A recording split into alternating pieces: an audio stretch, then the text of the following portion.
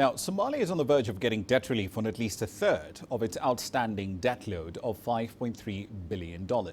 Between them, the IMF and the African Development Bank have secured at least $400 million in funding to help clear the country's arrears and allow it to get access to fresh credit lines. But why exactly is Somalia only looking at a partial debt write-off? That's a question I posed earlier to Gabriel Negatu. He ran the African Development Bank's operations in Eastern Africa and the Horn of Africa until 2019. Now, he's a senior fellow at the Atlantic Council.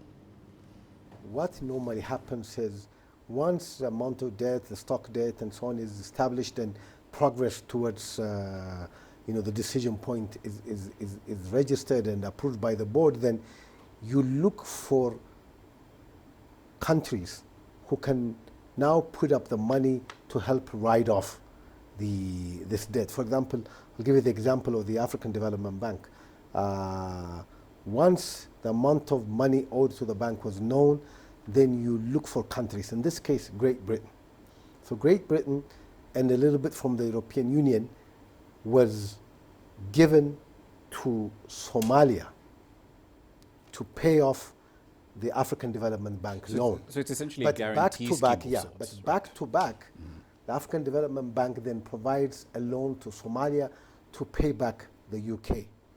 All right? So it's a bridge loan, if you will. Right. Sometimes it really happens on the same day, back to back. You get the money from the UK, you pay off the African Development Bank or the World Bank, then you get a grant from these institutions that you then take and pay back the UK. So this debt is arrested or is paid off, and the UK is paid off through a grant. But without that debt being paid, you are not eligible for that grant. You're basically locked off from the markets. It would have been locked which is essentially what's happening in Zimbabwe now.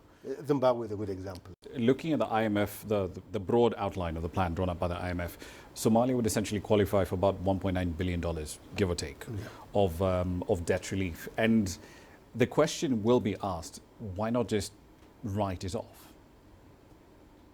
And it's a simple question, but it has a complicated answer. Why not just write it off? Yeah. Well, first, these institutions, you have to provision for a bank or an institution like the IMF, you have to provision for a non-performing loan in this case. So they cannot simply just go into the book and zero it out. Someone has to pay for it. Now, what this exercise does is that it allows the process to happen in a way that pays the debt and pays back the lender. You cannot simply write it off because of, if I give you money and there's a moral hazard write problem. it off, the moral hazard is I'm not going to give you that money tomorrow. So there's a moral hazard issue. Countries that are sponsoring these debts, these institutions, have taxpayers who are going to say, why are we giving money to some of these countries? And truth be told, most of these debts that date back have not been used for the best intended purposes. Somalia, in the current context of the conversation, is a relatively straightforward problem to solve. We know who owes what. Right. A big chunk of this money is owed to international financial institutions, or it's bilateral debt, country to country. Right. There's virtually no commercial debt. But the trend that we've seen in the last decade or so has been this massive issuance of Eurobonds, commercial debt on non-concessional terms by several countries across sub-Saharan Africa. Right.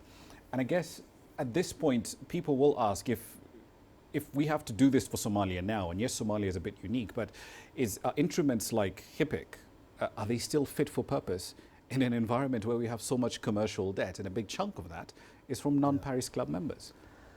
You're quite right. You're quite right. And this is the big elephant in the room.